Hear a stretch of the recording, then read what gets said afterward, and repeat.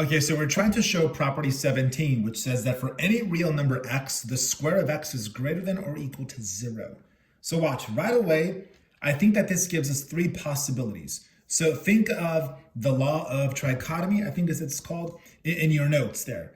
So what does that say? That says that if I give you any number that's real, that number is either positive, it's either negative, or it's 0, right? Those are the only three possibilities. So these are the three different cases. Your real number x, it's either positive or negative, that means negative, or 0. So let's go through the three different cases, and that's how we'll prove this property. Now, just FYI, this property, the positive, this case, I should say, the positive case is not bad. The case when x is 0 is not bad. But the case when x is negative, buckle up, that one's going to be fun. So for now, let's pretend that x is greater than 0. So any number in the world that's positive, we want to show that the square is greater than or equal to 0. So here we go. So case number 1, x is greater than 0. So watch what happens. By Axiom 9, look at what Axiom 9 says. If x is greater than 0, if y is greater than 0, then if you take those two objects and add them together, then it's greater than 0. Or if you multiply, if this is greater than 0, if that is greater than 0, then take those two objects, multiply, it's still greater than 0. So for that reason, I say this, watch.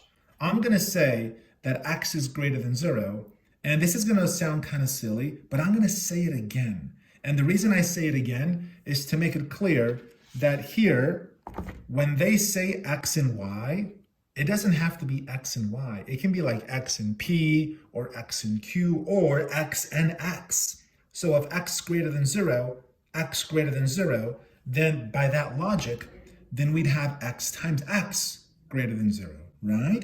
And so we know that x times x is just x squared, and so x squared is greater than 0, since, x times x is x squared. So that takes care of the first case, where a positive number times a positive number is greater than 0. And that's what that says it there. So you know how this is what we're trying to show? As long as you show that x squared is either greater than 0 or equal to 0. Either one is enough to make this happy. So in this case 1, we have shown that x squared is bigger than 0. So now we move on to case number 2. This is the proof for case number 2. So let's start from the very top. So here we're pretending that negative x is greater than 0. In other words, x is negative. But this is how we're supposed to write it. We have to be really proper. That's just what they want us to do. So let's see what happens. Now, let's look at property 14. So look, this is property 14. What is this saying? This greater than or equal to that. This greater than or equal to that. If you have things that look like this, then you can take the two objects on the left, add them together, and greater or equal the two things that are on the right. You see what I'm saying? So we're combining the thingies on the left. We're combining the thingies on the right. The lefts go on the left, and then the rights go on the right. And we keep the order of the inequality. Case number 2. Since this is true, right? This is what we're trying to show. So that's here. That's just there. Now, can we agree that x is equal to itself by reflexive? So what I'm trying to say is that what we have is property 14. Check this out. What we have here, that is exactly what we have. You don't have to have the greater than. As long as you have the equal, we're good. And our piece here, this has the equal. So based on what we just said about property 14, let us combine the thingies on the left and combine the thingies on the right. And that is exactly what this is saying here. So this here is me combining the two things on the left, there, the two things on the right, there. And that's how I created this inequality. Now watch what happens. Negative x plus x goes away because these are additive inverses. That's on your list there.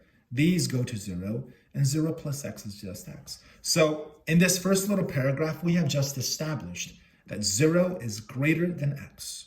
Now we can move on. So we know that this is true, that's there, and we did this first little paragraph to make this true. So that's there. So these things are true.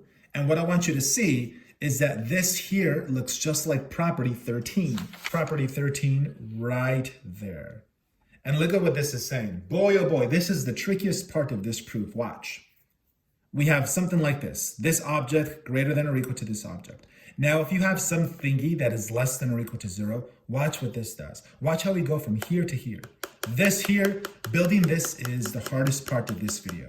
They're going to leave that symbol facing in the same direction.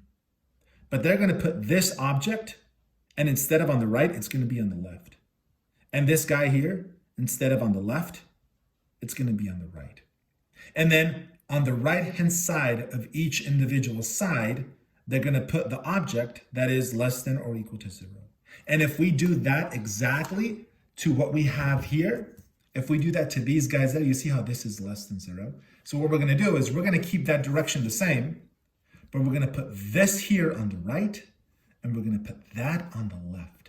And then on the right-hand side, we're going to attach the thingy that was less than 0. That is how this was created, and that was the hardest part of this video to see. So watch. 0 times x is 0. These guys, this is the same as that. That's one of your properties where you could pull out the negative to the front as a -1. And then x times x is just x squared. It's -1x squared. The -1 disappears. It's just a negative. So this is what we have just established. This is like our second paragraph. Now, this here, let's run with this. Yes, let's run with this. So let's go down here. So we've just shown that this is true right there. Now, again, we can agree that x squared is equal to itself by reflexivity. So what we're about to do is we're going to do exactly what we did in the first paragraph. We're going to use property number 14, where we're going to keep this the same, but we're going to add to each side x squared. We're going to add x squared here. We're going to add x squared there. And that's how we go from here to there. I did it in pink. So we added x squared to the right-hand side of each side. And then these are gone because they're additive inverses. And this is x squared. And we're done because that's what we wanted to show. We were trying to show that x squared is greater than or equal to 0. And we've just shown that. Now, look, is there a faster way of doing this? I don't know. This is legit. There may be a faster way, but this is still good, even though it's hella confusing, right? But it's legit. The third case makes up for it because the third case is easy.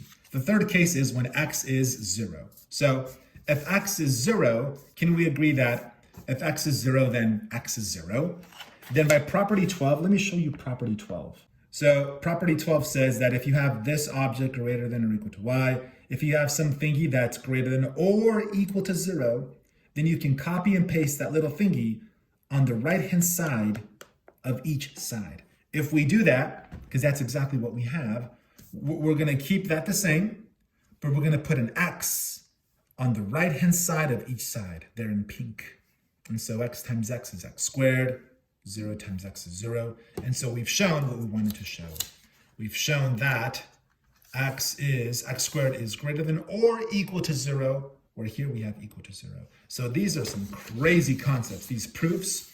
So I hope that helped even a little bit. That case too was pretty crazy. If you find a different way, I would love to hear it. So there you are, keep working hard and let me know what else you have.